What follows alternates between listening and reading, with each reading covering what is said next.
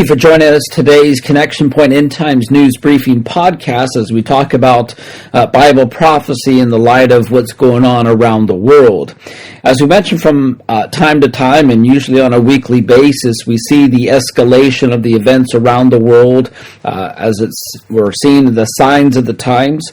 And there's quite a few different subjects to consider, kind of like that filter grid as you read through Matthew 24, 2 Timothy 3, Romans 1, and also in 2 Peter, among many other different passages. And there's 5 main different headline or subjects that you can correlate some of these articles to. You have, first and foremost, the earth and the sky. This is kind of where you're dealing with the natural disasters, earthquakes, and those sort of things that fall in line with that. Secondly, you have the moral issues, the immorality, and the whole LGBT plus Q agenda that goes along with that. And then you have the religion aspect, where there's a lot of persecution that's going on around the world. There's a lot of deception and people falling away from the Lord, apostasy. But we're seeing just an increase across the board in all those areas. Then fourthly, there's a technological issue. You know, as we're seeing just the cyber attacks that's going on all over the globe, from missiles to science to even moving everything to a cashless society. It's all technology, and even just the computer systems, and even I would even say the social media aspect is all part of the technological aspect and keeping tabs of people. And then fifthly is that of dealing with nations, and then more specifically that of Israel. As the Bible talks about the wars and rumors of wars, kingdom against kingdom, you're seeing all the issues and complications and problems within the governments and their policies, things like that. So those are all the different filter grids that you can correlate what's going on around the world as it relates to Bible prophecy. So having that filter grid really does help put things into perspective and to keep a pulse on what's going on. The first item to draw your attention to is going on in the Middle East, specifically in Iraq. 2 attacks less than 12 hours apart targeted U.S. forces in Iraq is the headline article. A day after rumors of an attack on U.S. forces in Syria by pro-Iran militia, they made good on their threats with 2 rounds of attack on U.S. forces in Iraq. So it was in the afternoon. These rockets targeted this base. By evening, drones were reported to have targeted an area near the U.S. Embassy. The attack on this base was carried out in the rare daylight attack. Typically, they would go at night, so they can't be seen. And so these pro-Iran militia have attacked American facilities increasingly since 2019. Washington, or the U.S., did retaliate with airstrikes, and so far there have been over 50 attacks in the U.S. In Iraq, often targeting either Baghdad or the Al-Assad air base or another number of sites that they go to. The pro-Iran militia, also linked to Hezbollah, have increasingly used drones, and is thought to, at least this was the 11th incident where drones were used. The U.S. has only a few facilities in Iraq where forces were concentrated, including the Al-Assad base, Union 3 near the embassy, a site at the airport, and a site in Erbil Airport. Attacks on U.S. forces in Iraq are rapidly increasing, and this coincides with other regional issues such as the tensions in Syria, mysterious fires and electrical outages in Iran, and discussions over a return to the Iran deal, as well as the Israeli-Iran tension. So there's always going to be that tension that's going on within the Middle East. And speaking of fires that were going on and some of the outages within Iran, there was this interesting situation that happened the other night. There was a fire that breaks out in Tehran military facility. So the facility is located not far from the centrifuge factory that was damaged in the attack last month. So this mysterious fire broke out on Monday evening as a military facility west of Tehran, not far from the centrifuge that was damaged at the drone strike last month. The military facility is located in the industrial area west of Iran's Iran's capital. So the cause of the fire is unknown. Firefighters were called to the scene, and according to one report in Iran, the facility belongs to the company that produces ballistic missile fuel. And so Iran has been suffering from power outages in several areas. In recent days, the outages have caused shutdowns and activities of public and government bodies, hospitals, businesses, and factories. On Saturday, the Israeli intelligence group released a satellite photo of what was said to be the damaged report of the drone strike in Iran facility. Last month, the Iran officials said the attack targeted one of Iran's main manufacturing centers of the production of the centrifuges that used in the country's 2 nuclear facilities.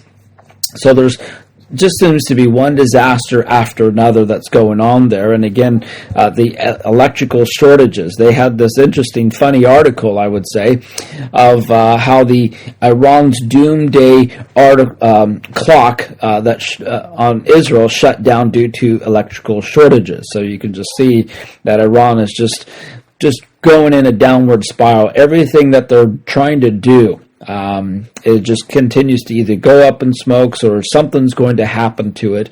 But they have this Doomsday clock, reportedly to, have the time and the day that is going to be the destruction of Israel. So it was unveiled at an anti-Israeli rally back in June of 2017, and by Hosseini Rouhani as part of the annual Quds Day observation, and during the final days of Ramadan.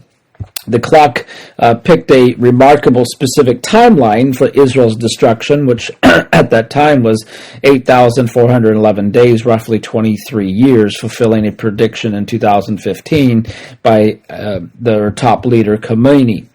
Now, apparently the clock has stopped thanks to the nationwide outages, according to a journalist in that country. But we do see very consistently with their Iranian policies the destruction of Israel and the U.S. So now they have a clock. This is the first time I've ever heard of it and known of it. So I just think it's kind of unique and funny how the electrical grid goes out on this particular clock. It's not going to happen. You cannot stop the plan of God and God's plan for Israel.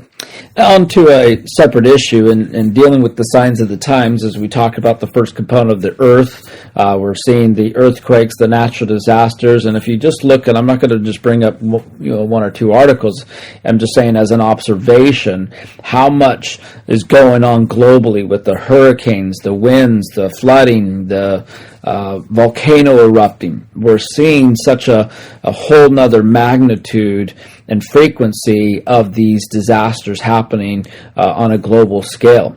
The intensity of these earthquakes, the intensity of the storms, the flooding, you name it, globally, it's been quite astounding to see what's happening. So it's just worth just keeping a pulse on what's happening when it comes to those sort of things. And I'm always reflected of the passage in Romans talking about the earth is crying out, creation crying out for its creator. On a separate issue, on a political issue, or should I say a moral issue, and this is more what's happening in the U.S., but this is a global problem dealing with abortion. But in the States, there's this, the Democrats want U.S. to fund global abortion.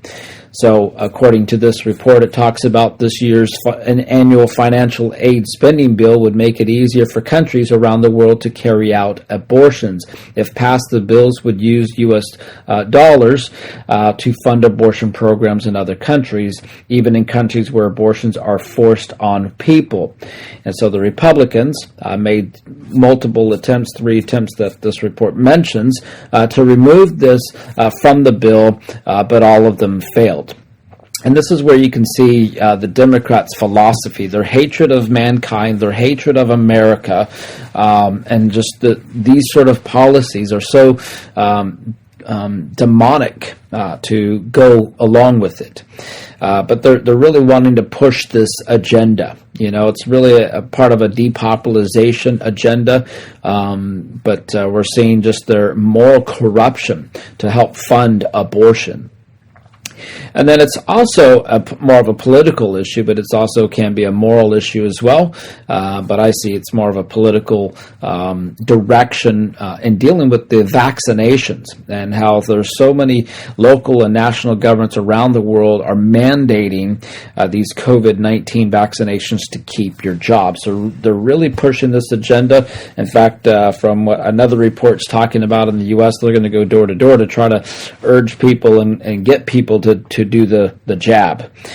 So a growing number of countries and territories around the world are forcing people, often in specific sectors, to be vaccinated by COVID-19. Puts a huge pressure on the anti-vaxxers who, again, refuse the jab. And again, as we've said multiple times, there's no need for it. When you have a higher percent, 99% chance of recovery from this COVID-19, why would you need it? And so they're really forcing this agenda of this vaccine. And they have these little snippets and, cartoons to different advertising just to really push it. You have athletes and movie stars. Everyone's trying to push this, trying to get this vaccine, and they have this, little catchy little tune that says "No jab, no job," and people are wanting to just go through to be that global citizen. You need to get the vaccine.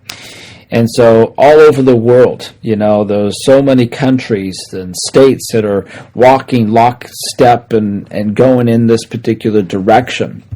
And again, as we said before, this isn't the mark of the beast, but it sure becoming like it every single day. No buying, no selling without the jab, where you can't have a job. If you don't have a job, how are you going to pay for, your rent or your groceries, etc. So you might have to do this. But those who do take it, it's not the end of the world. It's just not necessary. It's not needed. But it's still some of those things that you have to make that choice. If you want a job, then you might have to take it. They shouldn't make it mandatory, just like wearing the mask. It shouldn't be mandatory. It doesn't stop COVID from getting in, because every person that got COVID was wearing a mask, or they're wearing PPE gear. Those who are working in the nursing homes or hospitals, it doesn't stop it. So, but to make it mandatory and you're forced to do it, it shouldn't be that way. It should be your personal choice. But one of the things that you do see on a regular basis is the indoctrination, especially from the government into society. Try to listen and obey and do what the government tells you to do, even though science and the medicine, goes against what they're forcing. And doctors or scientists that tell you the truth or they speak out, they get silenced or they don't get funding because it goes against what they're really forcing this agenda. But we're certainly living in interesting and crazy times, but no matter what is going on or what's happening, we have hope and certainty and peace and strength from the Lord. So we need to keep our eyes fixed upon Him as the author and finisher of our faith. We need to stay rooted and grounded in God's Word. And may we all be those instruments that God has called us to be that difference maker in our workplaces, to point people to Jesus Christ, to share the truth, to be salt and light in those dark places. So, my friends, may the Lord radically and outrageously bless you. Until next time, God bless.